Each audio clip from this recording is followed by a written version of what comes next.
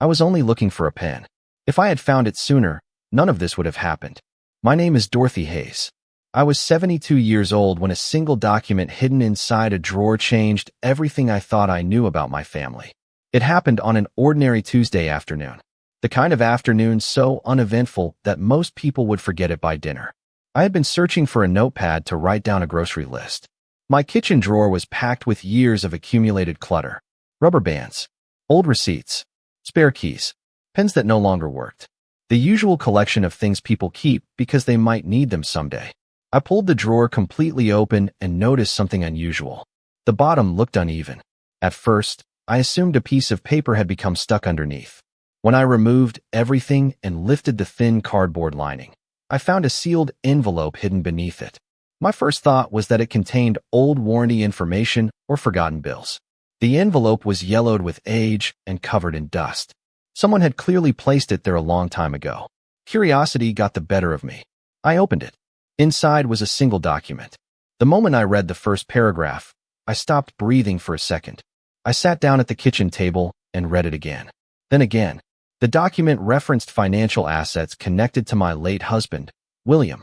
More importantly, it referenced ownership arrangements and property interests I had never heard about. I remember staring at the page while sunlight streamed through the kitchen window. Outside, a neighbor pushed a lawn mower across his yard. Somewhere down the street, a dog barked. Everything looked completely normal. Yet nothing felt normal anymore. William had been gone nearly 6 years. After his death, my son Brian and my daughter-in-law Melissa helped manage everything. They handled paperwork, met with accountants, and organized financial records while I struggled through grief. I trusted them completely. Why would I not? They were family. For years, I believed every important matter had been settled properly. Yet the document in my hands suggested something very different. The language was formal and detailed. It referred to records that should have existed elsewhere. It referenced meetings and discussions that apparently took place before William died. Most disturbing of all, it mentioned assets that never appeared in any summary I remembered reviewing. I spent the rest of the afternoon searching through old filing cabinets and storage boxes. Every new document raised additional questions. By evening, my grocery list remained unwritten. The envelope sat open on the table beside a growing pile of paperwork. I considered calling Brian immediately. Several times, I picked up the phone. Each time, I put it back down. Something told me I needed to understand more before asking questions. That night, I barely slept. The document remained on my bedside table. Every time I woke up, I found myself reaching for it and reading another section. By morning, one thought kept repeating itself in my mind. If this document was important enough to hide, someone must have known exactly what it contained. As I sat alone in my kitchen drinking coffee and staring at the envelope, I realized I was no longer wondering what the document meant. I was wondering who never wanted me to find it. Before I found that envelope, I believed my family had been completely honest with me. Looking back now, that belief feels almost impossible. The years following William's death were difficult, but they seemed straightforward. Like many widows, I spent the first months simply trying to adjust to a life I never wanted. There were legal forms to sign, accounts to close, bills to organize, and countless decisions that felt overwhelming at the time. Thankfully, Brian and Melissa stepped in to help. Or at least that was how I saw it. Brian was my only child. I remembered teaching him how to drive in an empty church parking lot and helping him move into his first apartment. Trusting him was never something I consciously chose. It was automatic. He was my son. Melissa seemed equally dependable. She was organized, practical, and always willing to handle complicated details. When accountants called, she often took notes. When meetings needed scheduling, she volunteered to arrange them. At the time, I appreciated her help. I viewed both of them as a source of stability during one of the hardest periods of my life. The morning after finding the document, I sat at my kitchen table with a cup of coffee and a yellow legal pad. The envelope remained beside me. For the first time, I began writing down questions. What assets were being referenced? Why had I never heard about them? Who knew about these records? The list grew quickly. Around noon, I opened several old filing cabinets in my home office and started reviewing paperwork from the years after William's death. Tax returns, insurance records, property documents, investment summaries. Most of the files looked familiar. Then I noticed something strange. Several references appearing in the hidden document never appeared anywhere else. It was as if entire sections of the story had been removed. Later that afternoon, Brian called to check on me. We spoke about ordinary things at first. Then I casually mentioned that I had been organizing old paperwork. There was a brief pause on the line, long enough for me to notice. He asked what kind of paperwork I found. I told him I was still sorting through everything. Immediately, he assured me that most old records were probably outdated and not worth worrying about. The comment sounded innocent. Yet after we ended the call, I could not stop thinking about it. Why was he so eager to dismiss something he had not even seen? That evening, Melissa called as well. Her tone was warm and friendly. She asked whether I needed help organizing documents. Once again, I mentioned finding some unfamiliar records connected to William. Just like Brian, she quickly suggested that old paperwork often creates unnecessary confusion. Then she changed the subject. The pattern was impossible to ignore. Neither of them asked what the documents actually contained. Neither seemed curious. Both simply wanted me to stop looking. After the call ended, I walked through my quiet house. Family photographs lined the walls. Pictures from birthdays, graduations, vacations, and holiday dinners surrounded me. Looking at them, I felt a wave of sadness. Part of me desperately wanted to believe I was imagining things. Yet the envelope sitting on my kitchen table refused to let me return to that comfort. Late that night, I opened the document again. This time I noticed a reference I had overlooked before. It mentioned additional records connected to a specific account number, a number that appeared nowhere else in my files. I read that line several times. Then I wrote the number down on my legal pad. Something told me it was important. More importantly, something told me the document hidden in that drawer was only the beginning. The following morning, I decided to find out where that account number led. I sat at my kitchen table with a notebook, a cup of coffee, and the hidden document spread out in front of me. The account number seemed insignificant at first glance, just a string of digits buried among paragraphs of legal language. Yet the more I studied it, the more convinced I became that it mattered. People do not hide documents inside drawers unless they contain something worth hiding. Around 10 o'clock, I drove to the local records office where many property and financial filings were archived. I did not expect immediate answers. In fact, I expected very little. What I found was enough to keep me awake for days. After providing several names and dates, I gained access to records connected to entities mentioned in the document. Most of the information looked routine. Then I discovered a reference connected directly to the account number from the hidden document. The file linked the account to an investment partnership established several years before William died. My stomach tightened. I had never heard of it. Not once during our marriage. Not once during the years that followed his death. Yet the records clearly connected William to the partnership. More surprising still, activity continued after his death.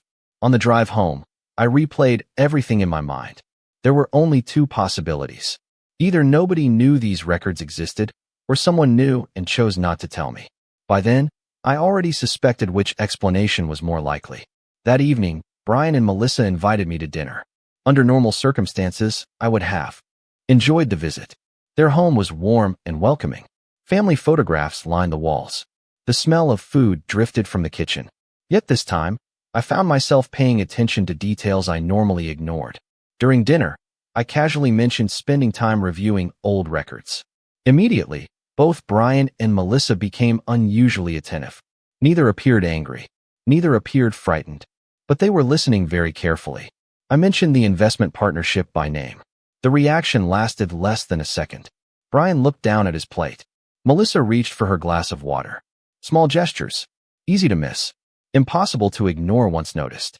I asked whether either of them remembered hearing William discuss the partnership. Melissa answered first. She said the name sounded vaguely familiar, but could not remember specifics. Brian nodded in agreement. Something about the exchange felt rehearsed. Not because of what they said, because of how quickly they seemed to agree. Later that evening, after returning home, I reviewed old correspondence again. Around midnight, I found another reference to the same partnership hidden inside a folder containing tax records. Attached to the paperwork was a note from an accountant. The note referenced an annual review meeting held shortly after William's death. A list of attendees appeared beneath it. My name was not on the list. Brian's name was. I stared at the page for several seconds. Then I read it again. The date was correct. The signatures looked legitimate. There was no obvious mistake. For the first time since finding the document hidden in the drawer, suspicion gave way to something stronger. Evidence. Until now, I had questions. Now I had proof that conversations about William's affairs continued after his death, without my involvement. As I placed the document beside the growing stack of papers on my table, a realization settled over me. Whatever story I had been told during the last 6 years was incomplete. And somewhere beyond these records, beyond the partnership, beyond the account number, there was a truth that someone desperately hoped I would never piece together. The next breakthrough arrived. Through a name I had never heard before. 3 days after discovering the annual review meeting records, I sat down with a fresh cup of coffee and began examining every document connected to the investment partnership. By then, my dining room table had become an investigation center. Folders covered one end. Notes covered the other. A yellow legal pad sat in the middle, filled with dates, names, and questions. One name appeared repeatedly throughout the records. Richard Cole. Unlike Brian or Melissa, I had no memory of meeting him. Yet his signature appeared on correspondence, meeting summaries, and financial reviews stretching back years. Curiosity finally got the better of me. After several phone calls and a bit of research, I discovered Richard was a retired attorney who had worked with William for more than a decade. To my surprise, he agreed to meet with me. 2 days later, I drove to a small office building on the edge of town. Richard greeted me warmly. He was in his late 60s, with silver hair and the calm manner of someone who had spent years solving complicated problems. After we exchanged introductions, I placed several copies of the documents on his desk. He studied them quietly. The longer he read, the more serious his expression became. Eventually, he removed his glasses and looked directly at me. "Dorothy," he said carefully, "you were supposed to receive all of this." Those words landed harder than I expected. For months, I had been asking questions. In that moment, I received my first direct answer. Richard explained that William had always been meticulous about documentation. According to the plans he helped create, I was supposed to remain fully informed regarding every investment connected to the partnership. Annual reports, ownership updates, and financial reviews were all intended to reach me directly. Hearing that made my stomach tighten. I showed him the hidden document from the drawer. Then I showed him the records from the county office. Finally, I showed him the meeting summary listing Brian as a participant. Richard reviewed everything in silence. When he finished, he sighed deeply. He admitted that after William's death, communication seemed to change. He assumed I was receiving information through family channels. No one ever told him otherwise. Before I left, Richard provided copies of several archived records from his own files. Most contained information I had already discovered. One document, however, immediately caught my attention. It was a correspondence summary from approximately 8 months after William's death. According to the notes, a discussion had taken place regarding how future information would be distributed. My name appeared only once. Brian's name appeared repeatedly. Melissa's appeared as well. The drive home felt unusually long. Every mile gave me more time to think. By the time I reached my driveway, one conclusion felt unavoidable. This was no longer a question of missing paperwork. Too many independent records pointed in the same direction. Information intended for me had been intercepted somewhere along the way. That evening, I spread Richard's documents across the table beside everything else. For hours, I compared dates and signatures. Then I noticed something strange. Several records referenced additional supporting documents that were not attached. Missing attachments. Missing summaries. Missing explanations. The pattern felt familiar. Every time I got close to a complete answer, another gap appeared. As midnight approached, I leaned back in my chair and looked across the room. The truth was getting closer. I could feel it. Yet something told me the most important piece had still not been found. Somewhere, hidden behind years of decisions and carefully managed information, was the reason all of this happened in the first place. The missing pieces finally began appearing when I stopped looking at individual documents and started examining the gaps between them. For several days after meeting Richard Cole, I reviewed every record in chronological order. Property transfers, investment reports, meeting summaries, correspondence, account statements. By then, my dining room table was completely covered with paperwork. Colored notes marked important dates. Legal pads contained observations and questions. What once looked like a collection of unrelated documents now resembled a map. and every path on that map seemed to lead back to the same people. One afternoon, while comparing records from different years, I noticed something unusual. Several annual reports referenced attachments that were missing. Not one or two. Entire sets of supporting documents simply vanished from the record trail. The missing attachments appeared most often during the first 2 years after William's death. Curious, I created a separate list containing every reference to those absent files. By evening, the list filled nearly 2 pages. The pattern was impossible to ignore. Whatever information had been withheld, it seemed concentrated within a very specific period of time. The following morning, Richard called. He explained that after our meeting, he had continued searching through archived materials stored off-site. To his surprise, he located a collection of correspondence summaries that had never been digitized. Several involved discussions about beneficiary communications. Hearing those words immediately captured my attention. 2 days later, I met him again. This time, he handed me a thin folder containing copies of old letters and administrative notes. Most looked routine. Then I found one memo that changed everything. The memo summarized a discussion regarding future communication procedures after William's death. Certain portions had been highlighted. One sentence stood out immediately. It stated that detailed disclosures would be routed through designated family contacts before distribution. I read the sentence several times. Designated family contacts. According to the attached notes, those contacts were Brian and Melissa. My hands tightened around the paper. For months, I had been asking whether information was being filtered. Now I was staring at documentation that suggested exactly that. Richard remained quiet while I read. Eventually, he admitted that he always assumed the arrangement was temporary. He believed updates would continue reaching me through family channels.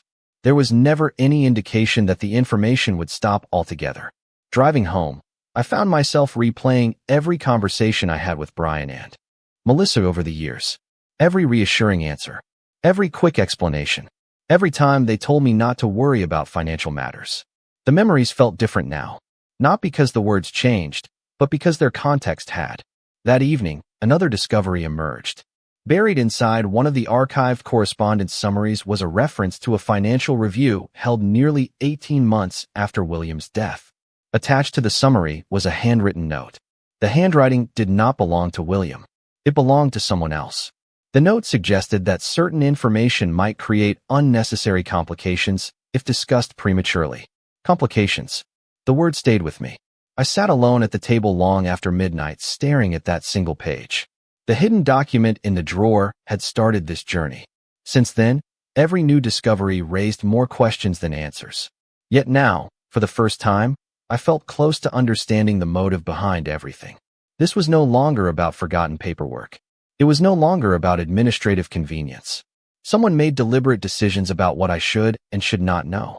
And somewhere within the missing attachments, the filtered reports, and the carefully managed communications was the explanation I had been searching for all along.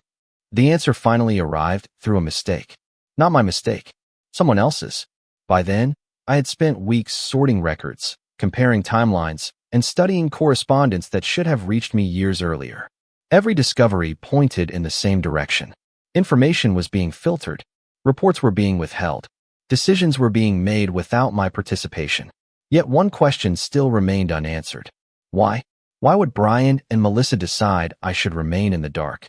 The answer appeared on a rainy Thursday afternoon while I was reviewing the stack of archived materials Richard had recovered. Most of the documents contained familiar information. Meeting summaries, administrative notes, annual reviews. Then I noticed a reference number written in the margin of one report.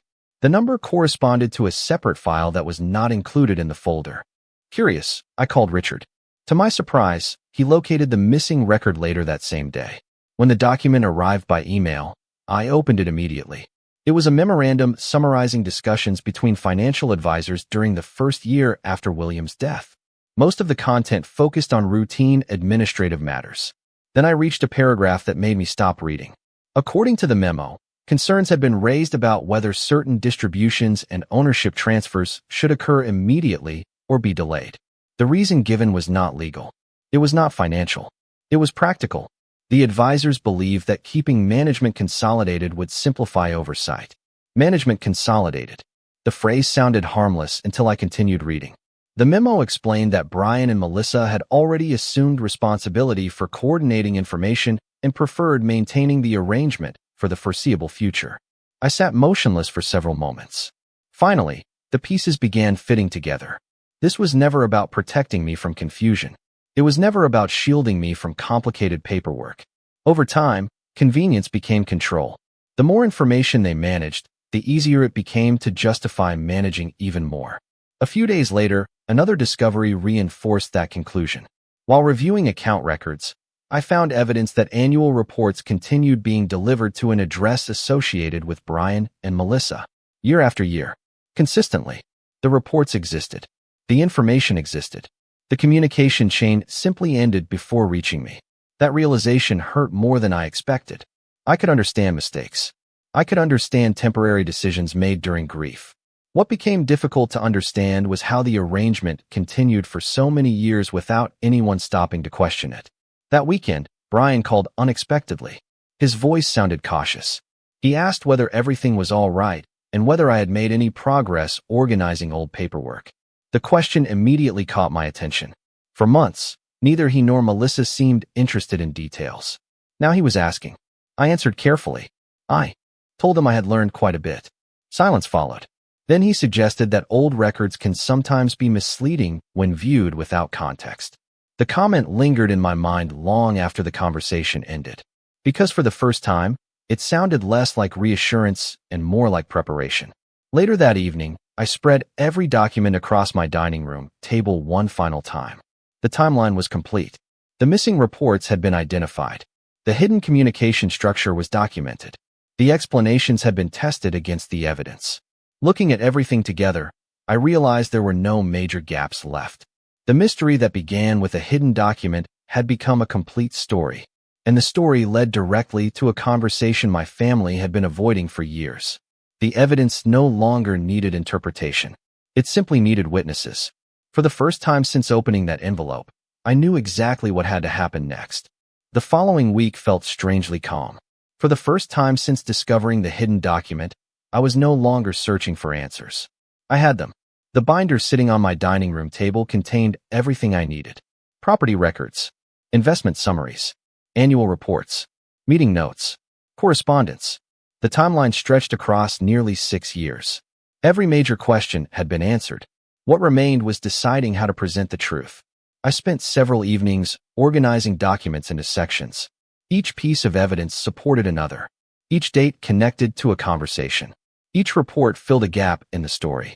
The process reminded me of assembling a puzzle. Only now the final picture was visible. On Thursday afternoon, I called Brian and asked whether we could all sit down together the following weekend. He immediately sounded uneasy. Before I finished explaining, he asked whether Richard Cole would be involved. The question surprised me. I answered honestly. Richard had agreed to attend if needed. Silence followed. Then Brian said he would talk to Melissa and get back to me. By the next morning, he agreed.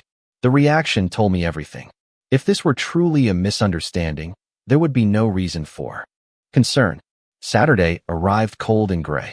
I spent the morning reviewing my notes one final time. Every document was placed inside a large binder. Every section was labeled clearly. I did not want arguments. I did not want emotional confrontations. I wanted facts. Around noon, Melissa called unexpectedly. Her tone sounded unusually warm. She asked how I was doing and whether we really needed to involve other people in what she described as a family matter. The conversation remained polite.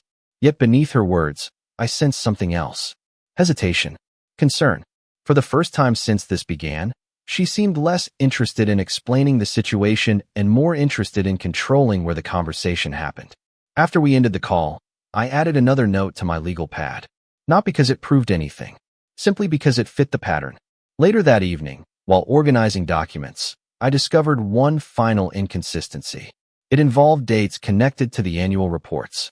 According to records from Richard's files, several reports had been generated and mailed. Yet according to correspondence involving Brian and Melissa, those same reports were described as unnecessary because updates would be communicated directly. The contradiction was subtle, but important. It showed two different explanations being used at the same time. By Sunday afternoon, everything was ready. Looking across the dining room table, I felt something I had not experienced in months. Confidence. Not because I wanted to expose anyone. Not because I wanted revenge. Because uncertainty was finally gone. The hidden document led me through years of records, conversations, and forgotten decisions. Every step revealed a little more of the truth. And now that truth existed independently of anyone's opinion. That evening, I received a short message from Brian confirming the meeting time. Reading it, I noticed something unusual. For months, every conversation had involved explanations, reassurances, or attempts to redirect attention. This message contained none of those things. Just a time, a date, a location. It felt less like an invitation and more like an acceptance. Deep down, I suspected Brian already knew what was coming. The evidence no longer needed interpretation. It simply needed to be placed in front of everyone at the same time. As I turned off the lights and prepared for bed, I looked once more at the binder resting on the table. The difficult conversations were about to begin. And for the first time since opening that drawer, I believed the truth was finally ready to speak for itself. The meeting took place the following Saturday at Brian and Melissa's house. The sky was overcast, and a cold wind swept through the neighborhood as I parked in the driveway. The binder rested on the passenger seat beside me. Months earlier, it had been a collection of confusing documents. Now it contained a complete timeline of everything I had discovered. As I walked toward the front door, I felt surprisingly calm. The uncertainty that had haunted me for weeks was gone. Whatever happened next, the facts would not change. Inside, the atmosphere felt tense from the moment I arrived. Brian greeted me politely, but his expression looked strained. Melissa smiled, though the smile never quite reached her eyes. Richard Cole arrived a few minutes later carrying several folders of his own. A handful of close relatives joined us as well. Nobody seemed interested in small talk. Everyone knew why we were there. Eventually, we gathered around the dining room table. For a few moments, silence filled the room. Then Brian spoke first. He said he hoped everyone could have an honest conversation and avoid making assumptions. The statement sounded reasonable, yet I noticed he never asked what evidence I planned to present. It was as if part of him already knew. I opened the binder and began at the beginning. The hidden document from the drawer, the unfamiliar account number, the investment partnership, the annual reports, the missing attachments, the correspondence recovered by Richard. One document at a time, I walked everyone through the timeline. At first, Melissa responded confidently. She explained that after William died, many complicated decisions had to be made quickly. She insisted that every action was taken with good intentions. Brian agreed. Several times, he repeated that they were only trying to help. Listening to them, I understood why those explanations had worked for years. They sounded reasonable when viewed separately. The problem was that the documents no longer existed separately. They formed a complete picture. As more records appeared on the table, the conversation began changing. Richard explained that William's written instructions consistently emphasized transparency. The annual reports were intended for me. The beneficiary communications were intended for me. The ownership updates were intended for me. Yet year after year, they never reached me. Brian attempted to challenge several conclusions. He suggested that administrative confusion may have caused delays. He argued that grief affected everyone's judgment after William died. For a while, part of the room seemed willing to accept those explanations. Then I presented the memorandum discussing information routing procedures. The room grew noticeably quieter. Next came the correspondence identifying Brian and Melissa as designated family contacts responsible for communications. Then came the records showing annual reports being delivered elsewhere instead of directly to me. One by one, the explanations began collapsing under the weight of the evidence. Melissa stopped speaking entirely. Brian continued trying to defend certain decisions, but his confidence faded with every new document. Eventually, Richard placed one final record on the table. It contained William's own written instructions regarding future disclosures. The language was simple, direct, impossible to misunderstand. Everyone read it in silence. Across the table, I watched Brian pick up the page and stare at it for several moments. Then he compared it to another document. Then another. The room remained completely still. Nobody was arguing anymore. Nobody was debating intentions. For the first time since I found the hidden document, everyone was looking at exactly the same facts. And as I looked around the table, I realized the conversation had reached a point where explanations were no longer enough. The truth was finally sitting in front of everyone. The silence that followed felt almost unreal. Around the table, everyone continued reading the documents spread before them. Annual reports, correspondence summaries, meeting records, William's handwritten instructions, the hidden document from the drawer. Each page supported the next. Together, they told a story nobody in the room could ignore. Brian remained seated with several documents in front of him. For a long time, he said nothing. He simply read. Occasionally, he compared one record to another. Across from him, Melissa stared down at the table. The confidence she carried at the beginning of the meeting had disappeared completely. Finally, one of the relatives broke the silence. The question was simple. If William wanted Dorothy informed about everything, why did she spend 6 years in the dark? Nobody answered immediately. Even the sound of the heating system seemed unusually loud in the quiet room. Eventually, Brian set the documents down and leaned back in his chair. For the first time all afternoon, he stopped trying to defend the decisions. Instead, he admitted something I never expected to hear. He said that after William died, handling financial matters seemed easier when fewer people were involved. At first, the arrangement felt temporary. Then it became routine. Every year brought another report, another meeting, another decision. Over time, they stopped asking whether I should be informed because they convinced themselves they already knew what was best. Listening to him, I felt something unexpected. Not anger, not satisfaction, sadness. Because the explanation sounded painfully ordinary. No dramatic conspiracy, no elaborate scheme. Just years of small decisions made without me. Years of assuming I did not need information that belonged to me. Melissa eventually spoke as well. Her voice sounded quieter than I had ever heard it. She admitted that she often viewed the paperwork as complicated and burdensome. She believed she was helping by managing details behind the scenes. The problem was that nobody ever stopped to ask whether I wanted those details hidden. Nobody asked whether I preferred truth over convenience. Richard quietly pointed out that good intentions do not replace transparency. The room fell silent again. This time, nobody disagreed. By then, the evidence had answered every important question. As the afternoon slowly turned toward evening, the atmosphere began changing. The tension remained, but it no longer felt defensive. Instead, it felt reflective. People compared memories. Conversations that once seemed insignificant suddenly took on new meaning. Several relatives admitted they assumed I had always been fully informed. Others acknowledged they never questioned the explanations they received. Looking around the table, I realized everyone was processing the same realization. The truth had been available all along. It simply never reached the person who needed it most. Eventually, Brian stood and walked toward the window. Outside, the winter sun was beginning to disappear behind the trees. After several moments, he turned back toward me. His apology was simple. No excuses. No attempts to justify the past. Just an acknowledgement that he should have trusted me enough to tell me the truth. Hearing those words did not erase 6 years. It did not change the decisions already made. But it mattered. More than I expected. Later that evening, I drove home with the binder resting beside me on the passenger seat. The same binder that began with a single hidden document and ended with a complete understanding of what happened. When I arrived home, I carried it inside and placed it on the kitchen table. Then I looked toward the drawer where everything started. One forgotten envelope. One hidden document. One moment of curiosity. That was all it took. Sometimes the truth waits quietly for years. Not because it is gone, but because it has not been found yet. And sometimes, when the time is finally right, a single piece of paper can change everything.